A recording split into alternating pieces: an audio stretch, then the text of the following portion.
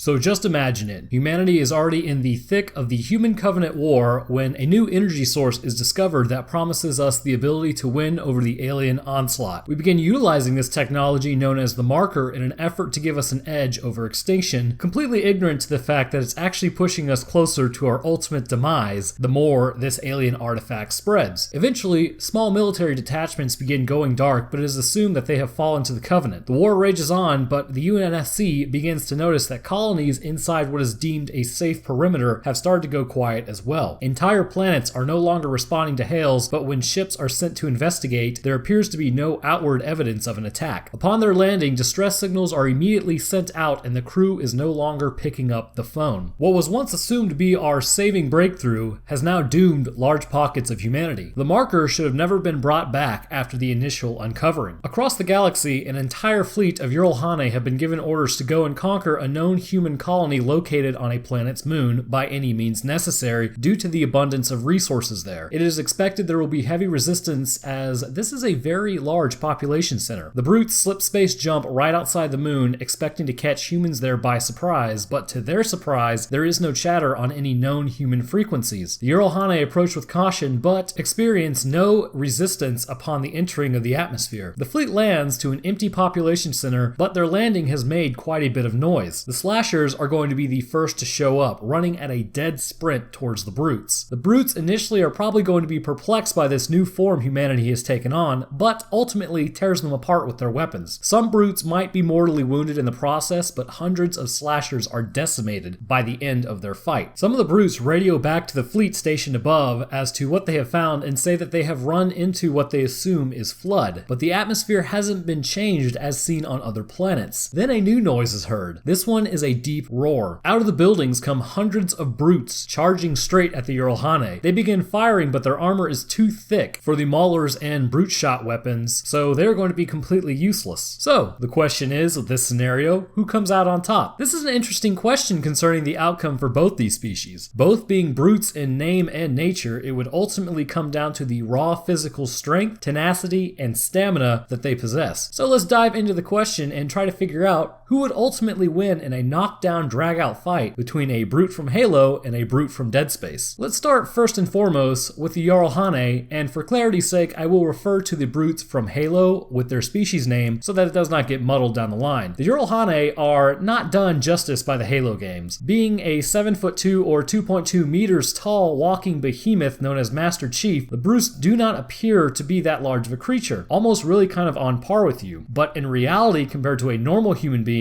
of about 5'8" inches to 5'10" inches or 1.7 meters to 1.78 meters tall, Jiralhanae would probably make you crap your pants if you ever saw one of these things rushing towards you. A Jiralhanae is going to stand at 8'6" inches to 9'2" inches and weighs somewhere in the range of 1,100 to 1,500 pounds. For the rest of the planet, that is going to be 2.59 to 2.79 meters and weighing 500 kilograms to 680 kilograms. Basically, there is a reason this thing is called the Brute. A bit of backstory from an evolutionary standpoint is that the Jiralhanae come from a high gravity world, almost twice that of Earth's. So short falls can be lethal, making it important to have strong bones and strong connective tissue. The body of a brute is going to be pretty much just that. Albeit it is rather tall, it can be assumed that the bones are incredibly dense and strong. The connective tissue of the joints would also have to be exceedingly strong concerning tensile strength as to not tear away and under the strains of lifting hundreds of pounds. The muscles themselves are going to be powerful beyond belief. An example of this strength can be seen how when they attack Marines, presumably weighing around 200 pounds by themselves, which is going to be 86 kilograms, they're going to send the Marines flying through the air, and you've also got to add an extra 40 pounds or 18 kilograms to the Marines because of their armor. So basically these guys aren't going to be just tissue paper. They're going to be roughly somewhere around 240 to 250 pounds, so that makes them pretty heavy. It can also be seen when they attack Master Chief. John, fully decked out in his armor, is going to weigh above 1,000 pounds or 453 kilograms. During a berserk mode, the Jiralhanae can send the Spartan flying through the air as if he were basically just wearing cardboard. This says a couple things about them. First, again, this leads credence to the bones. As Newton put it, for every action there is an equal and opposite reaction. So when you punch a Spartan, you may send it flying, but your body also has to absorb the same force that you just exerted. This would shatter human bones with ease like like it was glass. But the Jiralhanae keeps on trucking. To produce that much force requires the muscle to be able to contract and push with not just 1,000 pounds of pressure, but with thousands of pounds of pressure. Overall, the Jiralhanae is a creature that has been built just upon strength. Its existence is owed to this strength and brutality in combat. Coming across humans, they have been known to rip them apart just because they find it fun. And it seems that they have very little issue tearing apart the meat and bones of a person. This is very important for later on, and I mean, I'm not going to insult your intelligence, you can kind of see where this is going. But moving on to the Dead Space Brute, this is a creature that has very few equals. The Brute is going to be one of the largest common necromorphs you encounter, and I would put it probably about mid-stage of a necromorph outbreak. Its body is going to be strong and has been altered in a few ways, but let's go over some stats first and foremost. The Brute itself is presumably made up of a combination of about 5 to 6 human bodies. Considering the average weight of a human right now is around 195 pounds or 88.5 kilograms, so that gives us an overall weight of somewhere in the ballpark of 975 pounds to 1170 pounds or 442.5 kilograms to 531 kilograms. The overall weight of a Brute is something that the creature is very aware of as well. It will run full speed, and despite its size, it is very quick. They will use this size and speed to knock a person off their feet and then pummel them with their massive arms and fists. A Brute is going to sport a few adaptations that would render the Jiralhanae weapons useless against them. The body contains an exoskeleton of calcified skin that is harder than rock. Weapons designed to punch through even tough armor cannot seem to pierce this natural armor completely. Or even if it does pierce the outer layer, it does very little damage to the Brute overall. Lying underneath the armor exists an entire human body, so remember those stats I used to give out earlier in videos saying that every muscle that was pulling in one direction in the body you could theoretically lift around 25 tons? Well, this creature has figured out a way to get quite a bit of that muscle to pull in one direction. The structure of the body still plays a role, but the muscle is now rearranged to help pull towards a singular goal. Presumably, each arm is going to be made up of the biomass of one body, and they sit at a connection point in the shoulders of the Brute where they will fuse with another body. And the center torso appears to be made up of like 2 bodies overall. The head of the Brute is also going to be exceedingly thick and strong. Composed of the same material that forms the exoskeleton, it cannot be taken off the body by normal means. And knowing what we know about necromorphs, it might not even matter. The head also has a powerful mouth that can bite down on victims and help tear them apart. What is interesting about the Brute is it appears to have the ability to pull apart a human in full rig armor with very little effort. This strength is not seen in any of the other common necromorphs who rely on their sharp blades to kill humans, and the Brute is really just going to use its brute strength. When a Brute hits you at top speed, it is going to be transferring thousands of pounds of pressure of energy into your body. For an average person, this would just completely blow them apart. Think of it as like being hit by a train at 20 miles per hour. Same concept, you go flying. The Brute has another mode of attack if injured. It can fire explosive projectiles from its chest that are basically going to be mortar rounds. These organic explosives can be used to attack the Jiralhanae and injure them beyond function if they are able to land a shot on them or nearby. However, while in this state, the Brutes are going to be considerably slower and much more open to be attacked by the Jiralhanae. So, how would this all go down? Well, as stated, the Jiralhanae would open fire at Brutes charging them. Quickly, they would realize that their weapons are rendered useless and that the spikes stick into the large arms but do not appear to cause blood loss damage most organisms would experience or even pain that would be a deterrent for most animals. Eventually, the Jiralhanae would have to resort to hand-to-hand combat, something that they are actually going to be designed for and pretty good at. They would begin using their strength to attack and pull at the limbs of the Brutes, but they would quickly find that their strength is evenly matched. The Brutes would begin hitting and grabbing the Jiralhanae, but would find it quite difficult to pull them apart, seeing as they're both going to share a similar strength and body density. Some Jiralhanae would see their brethren killed by the Brutes and go into a blind berserk rage. At this point, the Brutes would begin taking some serious damage. The amount of force imparted into the Brutes by the Jiralhanae would register in the thousands of pounds, cracking exoskeletons. However, should a Brute charge a Jiralhanae at the same time, the exchange of force would more than likely damage both creatures to the point of completely maiming them. To continue on, in their berserk rage, the Jiralhanae would then begin to use their claws to slash at any exposed areas they found on the Brutes. They would quickly learn that the shoulder joints are going to be the weak area, and if they can make it past the exoskeleton, that's a surefire way to start delimbing these creatures. Some Jiralhanae would probably even go as far as to biting the Brutes, but the Brutes bite back just as hard, causing massive damage leading to bleed out of of multiple pack members. Even still, some larger Jiralhanae, due to their experience on their home planet and just overall size, would more than likely be able to pick up some brutes and begin throwing them or completely ripping some arms off, though this would only provide a temporary solution, as the brutes would immediately begin to run back to re-engage them, or if they are injured, begin firing chest bombs at the Jiralhanae. The battlefield shortly after an open engagement would consist of many broken bodies and limbs strewn about. As raw strength meets raw strength, eventually it would turn into a war of attrition. With brutes and Jiralhanae completely damaged, the brutes would turn to the mortar rounds located in their chest. This would begin blowing apart any injured Jiralhanae. At this point, while the casualties are high on both sides, the brutes seem to be overrunning the Jiralhanae. The brutes may be smaller by a little bit, but their sheer inability to bleed or register pain is beginning to wear down the Jiralhanae and their efforts. Eventually, the Jiralhanae would be overrun entirely as they begin to retreat back to their ships. Unfortunately for them, there are a few side effects of landing on this moon. First, the Jiralhanae that did resort to biting the brutes will find that their hunger has become insatiable. Consuming Necromorph flesh is a death sentence and will cause the infection to spread throughout the host's body. And considering their propensity towards violence, it won't take long for the survivors that made it off of the moon to begin turning on their brethren in an attempt to eat them. Another issue is the signal itself. The Jiralhanae are not exceedingly intelligent, therefore the signal would quickly turn them after they escaped, and their minds would begin to kind of start to experience the madness brought on by the marker signal. Overall, for a time, the Jiralhanae would hold their own against the brutes composed of humans. These strengths are matched, with perhaps the Jiralhanae actually being a little bit stronger, but their ultimate downfall is their own bodies. They would begin to tire and lose mental fortitude after seeing their brothers fall in battle. On top of this, everything they have learned about fighting and killing cannot be applied to the brutes, as they do not bleed or become tired, or are really going to be deterred in any way. Not to mention, we have all seen how freaked out humans are when they shoot creatures center mass, yet do not kill it in a Dead Space game, so ultimately the same thing would probably happen with the Jiralhanae. Again, this regiment would not be reporting back to their prophets. Perhaps more Covenant would come to investigate of what became of the Jiralhanae, but they would just end up joining the ranks of the Necromorphs. What about a Jiralhanae Necromorph brute? Now this is epic. I would have to give the win to the brutes over the Jiralhanae 9 times out of 10 for their first encounter. However, it is going to depend upon how many brutes were formed, how large of a population center it is, and how many Jiralhanae there are in the area. In this scenario, the population center was large and enough time had passed for the brutes to begin to form. A fleet was dispatched to take out the moon, but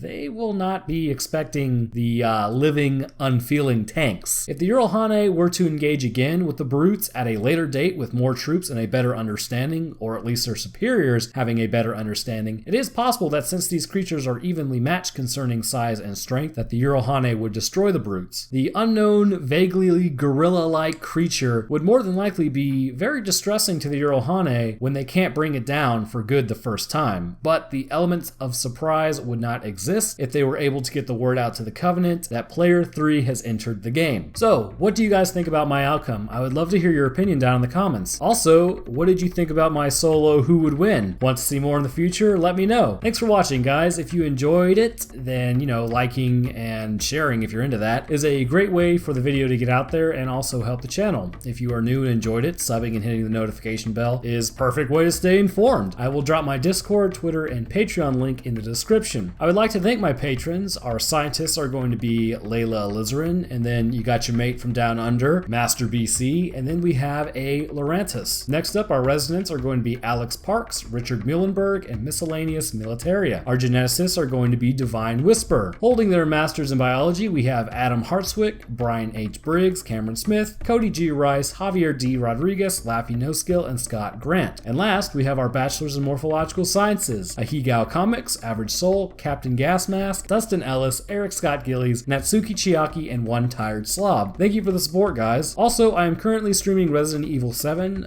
So far, this game is awesome. Should be streaming it later today and Saturday if you guys want to come check it out. So I hope you guys enjoyed this episode over who would win, and I will see y'all in the next one.